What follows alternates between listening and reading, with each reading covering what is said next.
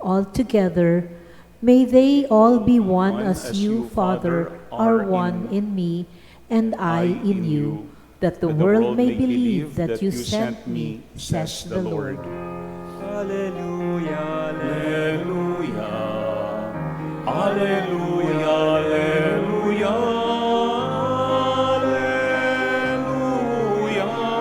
alleluia, alleluia, alleluia. My dear sisters and brothers, the Lord be with you. And with your spirit. A reading from the Holy Gospel according to John. Glory to you, O Lord. Lifting up his eyes to heaven, Jesus prayed, saying, I pray not only for this, but also for those who will believe in me through their word, so that they may all be one, as you, Father, are in me and I in you, that they also may be in us, that the world may believe that you sent me. And I have given them the glory you gave me, so that they may be one as we are one, I in them and you in me, that they may be brought to perfection as one, that the world may know that you sent me and that you love them even as you loved me. Father, they are your gift to me. I wish that where I am, they also may be with me, that they may see my glory that you gave me, because you loved me before the foundation of the world. Righteous Father, the world also does not know you, but I know you, and they know that you sent me. I made known to them your name, and I will make it known, that the love with which you loved me may be in them, and I in them. My dear sisters and brothers, the Gospel of the Lord. Praise to you, Lord Jesus Christ. Please be seated for a while. Again, my dear friends, good afternoon. If you remember when the late Pope Francis was elected as our Pope, the first thing that he said was, pray for me. Yun ang kanyang unang sinabi, pray for me. And we know how important prayer is. Not only because we are praying, but also because we ask other people to pray for us. And they say that the most effective form of prayer is the intercessory prayer. Not that we are simply praying for ourselves, for our intentions, but someone is praying for us, or that we are praying for someone. Yung tayo ay ipinapanalangin ng iba at tayo mismo nananalangin, hindi lamang para sa ating sarili, kung hindi para sa iba. And today we have the last part of the high priestly prayer of Jesus.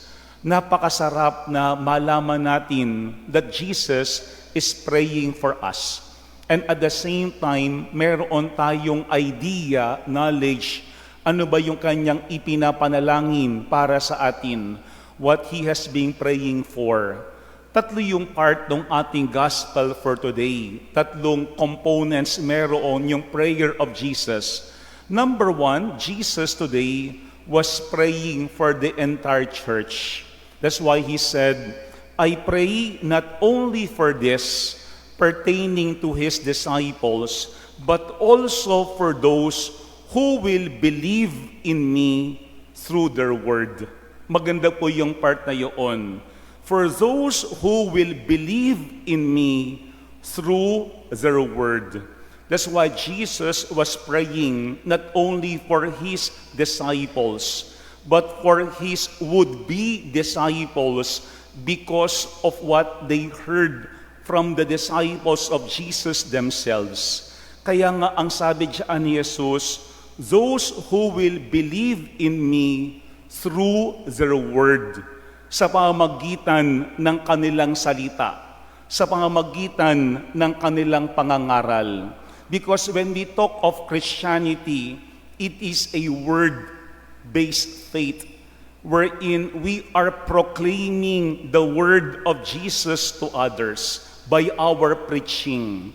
Pero let us also forget how our gospel yesterday ended. Kasi po konektado yung ating ebanghelyo last Tuesday, kahapon, Wednesday, and today.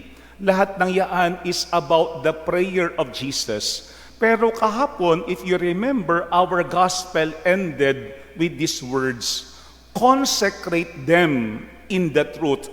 Your word is truth. Kasi yung pinapangaral ng alagad na salita ay dapat consecrated in truth. Kasi hindi pwedeng as disciples of Jesus, we are not proclaiming the truth based on the teaching of Jesus, but only based on what we want and what we want to hear and what other people would want to hear from us. Kaya nga ito yung unang paalaala sa atin. Jesus is praying that there would be many believers because of our word, because of our preaching, which is rooted or based in the truth that had been proclaimed to us by Jesus Himself. Magandang ating tignan, what are we preaching to others? Jesus' truth or truth based on us? Talaga bang yung ating binabahagi sa ating kapwa ay yung turo ni Kristo o yung turo lamang natin na gusto nating marinig at iparinig sa ating kapwa? Kaya nga magandang ating tignan, how do we preach? Do we preach to other people simply by our word or by our good example? Kasi mas nakakaroon ng effectivity yung Word of God if the Word of God is being translated in the way we live. Kasi kahit sino pwedeng mangaral ng salita ng Diyos. Pero yung patunay na siya'y alagad ng Diyos ay kung sa kanyang pamumuhay, uri ng pamumuhay, makikita ang mga turo ni Jesus. First, in our gospel, Jesus was praying for His would-be disciples so that His would-be disciples may also learn about the truth based on our preaching, based on our examples as disciples of Jesus. Second, in our gospel, Jesus was praying for unity among His disciples. Kaya nga ang sabi niya, that they may all be one, just as you, Father, are in me, and I in you, that they may also be in us. I think very important yung unity among disciples. No? Among disciples. Why? Because when we talk of unity among disciples, it should reflect to other people the unity in the Trinity. Kasi siguro, if there is one word that is very much abused nowadays, it's the word unity. Dapat nakakaisa tayo. Dapat walang tumitiwalag. Dapat walang umaalis.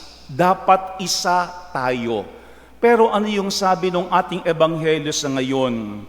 So that they may also be one as you, Father, are in me and I in you. Ano ba yung unity ng Trinity? It is always rooted in love, and it is always thinking what is good for others. Kasi pwedeng meron tayong unity, pagkakaisa, pero ang tanong, what unites us? Kasi we cannot be called disciples of Jesus if what unites us is greed, is sin, is anger, is revenge, is corruption. Hindi yun yung pagkakaisa ayon sa turo ni Kristo. We can only be called disciples of Jesus if what unites us is goodness, love, and truth. Siguro yan po yung pangalawang ating tignan. Ang hangad ni Jesus ay magkaisa yung kanyang mga alagad, pero hindi lang basta pagkakaisa. Sana nakakaisa tayo sa kabutihan. Sana nakakaisa tayo sa katotohanan. Sana nakakaisa tayo na masunod hindi yung gusto natin, kung hindi yung gusto ng Panginoon sa atin. Second, we ask ourselves, what unites us? Sana yung nagbubuklod sa atin ay yung nagbubuklod din sa Banal na Isang Tatlo. And the third thing that we see in our gospel is this, that Jesus was praying for the church to become His presence.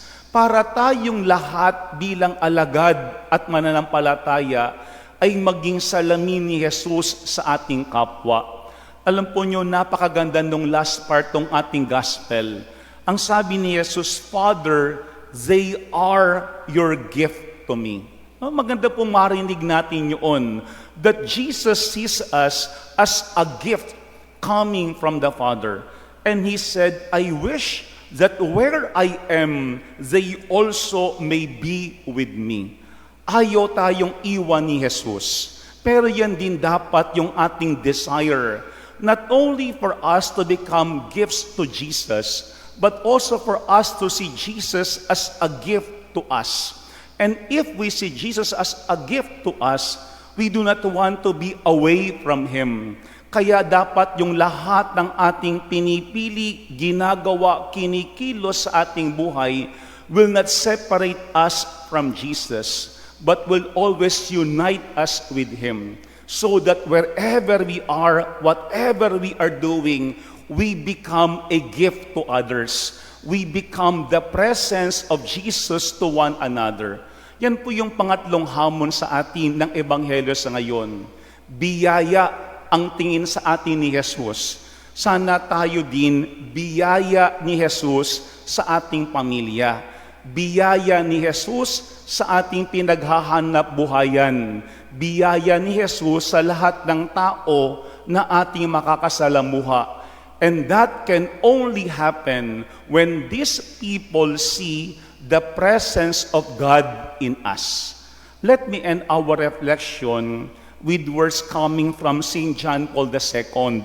He said, Jesus is living next to you in the brothers and sisters with whom you share your daily existence.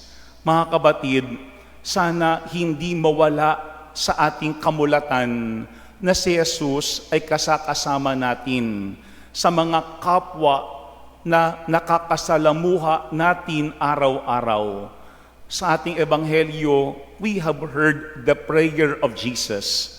Sana tayo rin mismo would become an answered prayer for Jesus. Amen.